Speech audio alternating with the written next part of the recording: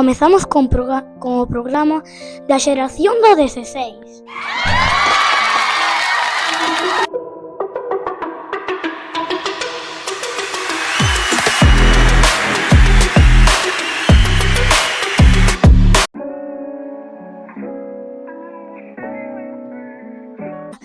Podesme explicar o reino das bacterias? Sí, por suposto, Gerardo. Abre as orellas. Vamos a empezar. Son unicelulares, aliméntanse de outros seres vivos e si se poden desplazar. Carmela, pódeme explicar o reino dos fungos? Sí, por suposto, o reino dos fungos. Vamos alá. Son unicelulares e pluricelulares. Aliméntanse de materia orgánica morta e non se poden desplazar. Co reino dos protistas? Sí, por suposto. Abre as orellas. Son pluricelulares e unicelulares. Fabrican o seu propio alimento e outros o queren conseguilos. Poden ser os protozoos e as algas. Gerardo, podesme explicar que son os reinos animais? Os animais son pluricelulares. A súa alimentación é heterótrofa. Aliméntanse de outros seres vivos e pódense desplazar. Gerardo, podesme explicar que son as plantas? As plantas son pluricelulares. Teñen alimentación autótrofa. Fabrican o seu propio alimento a través da fotosíntese e non pódense desplazar. Agora vamos coas preguntas científicas. Hola, son Nico, científico loco. Tolo. De que cor son as amebas? As amebas son de calquer cor. Que enfermidades causa o estafilococo? O estafilococo crece na cabeza e causa picor na pel. Que enfermidades causan as amebas? As amebas causan dor abdominal, fatiga e sangre nas feces. As bacterias como morren? As bacterias aguantan temperaturas e situacións extremas.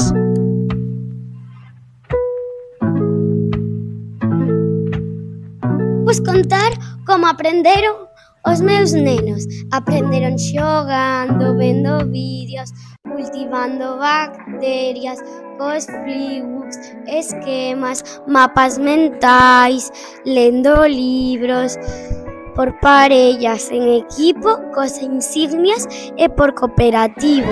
1, 2, 4, lápices al centro e folio xiratorio.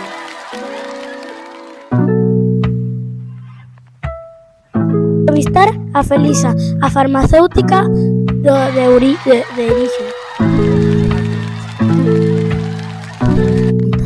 Cal é a bacteria máis antiga? Pois encontráronse restos desde fai 1700 anos de cianobacterias. A seguinte. Como se desprazan as bacterias? Pois a maior parte teñen un fiiño pequeniño que se chama flagelo. É a forma máis corriente de desplazarse. Despois ás veces poden escorregar tamén, pero o máis común é co flagelo. Agora tócalle a Carmela. Cantas bacterias hai no corpo humano? Temos miles de millóns. Temos na boca, no intestino, temos no nariz, casi todo o corpo temos bacterias. Hai bacterias que afectan ao cerebro? Sí, por desgracia sí. Soen provocar enfermidades graves como a meningite.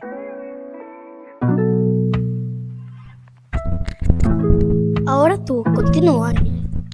Hai algunha bacteria boa? Sí, claro, existen miles de bacterias boas. Por exemplo, lactobacillus e bifidobacterias. Esas coñecémolas polos iogures, verdad? Témolas no intestino, axudan a fabricar vitaminas, axudan ás nosas defensas e a moitas outras cousas. Vale. Hai algunha bacteria que teña pinzas? Por ahora non se encontrou ninguna, pero nunca se pode descartar. La entrevista termina con Nick. Hai algunha medicina que teñan protozoos?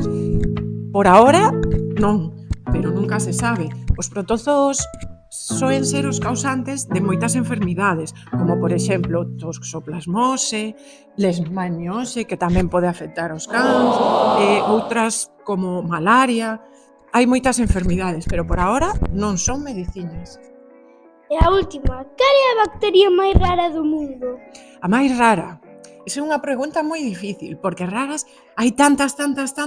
Eu, buscando en Google, encontrei unha que é casi que produce corrente eléctrica. Como se chamaba? Geobacter metalloreduct. E despois había outra que era fluorescente. Esa non me acordo como se chama. Pero tamén había unha que usa o ferro e tiñe as augas de vermello. Hai moitísimas bacterias. Moitas gracias. Hasta logo!